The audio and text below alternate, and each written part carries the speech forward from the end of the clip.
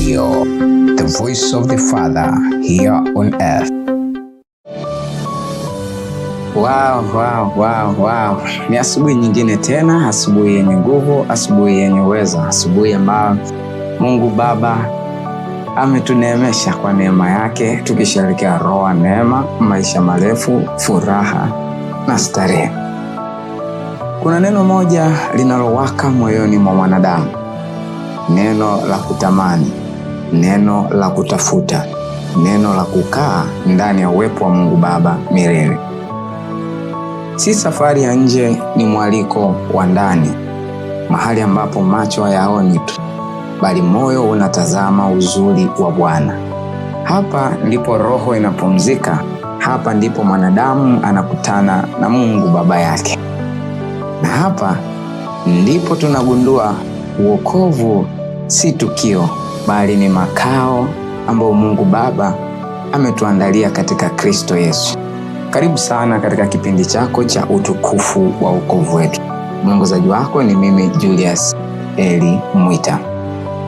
Yes, tunaendelea katika somo letu la utukufu wa wokovu wetu, huku tukiendelea kumtukuza Bwana kwa ajili ya ushuhuda na shuhuda za Bwana kupitia somo hili ambalo linakujia katika madhabahu ya PTM Inti Ministry ya Instagram, ambao mtumishi wa Mungu hukuandikia somo hili kila siku ya Jumatatu saa 6 kamili mchana. Na siku ya leo tumekuandalia nini? Endelea kuwa pamoja nami.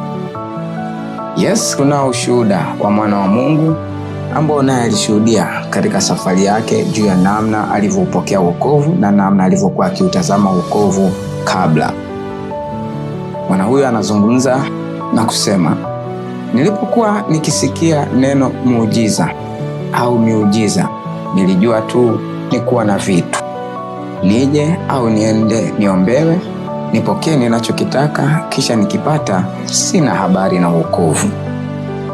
Maisha ya wokovu nilijua ni kushinda tu kanisani, kuomba, kuzunguka, kuhubiri. Kwa kifupi ni kuishi maisha ya acha hiki, fanya hiki. Yes, mtumishi wa Mungu, mtume wa Kristo Albert Maridadi anaendelea kuweka vizuri na kuzungumza na kusema kuwa ni muhimu kuelewa kuwa muujiza wetu wa kwanza wana wa Elohim katika Kristo Yesu ni wokovu.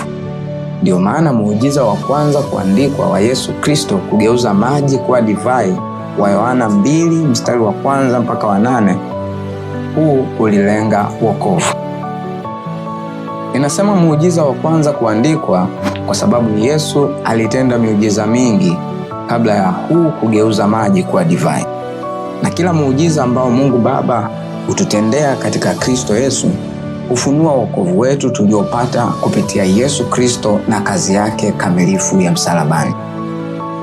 Mwana wa Mungu, miujiza au muujiza si vitu, bali ni wokovu ambao ni maisha yenye ujazo endelevu wa Elohim kwa wanadamu wote. Hivyo muujiza ni chakula cha kukutana na Kristo Yesu. Tukikutana naye hatutabaki kama tulivyo. Hivyo muujiza ulionao katika maisha yako ni kengele ya ufalme wa Mungu, kengele inayokujulisha kwamba unapendwa na Mungu Baba na anataka uwe mwana wake kupitia Kristo Yesu. Kwa hiyo leo ninakukaribisha, karibu sana, kwa sababu kweli ni hii, wokovu ni muujiza wetu nambari 1. Shalom wana na urithi wa Mungu Baba.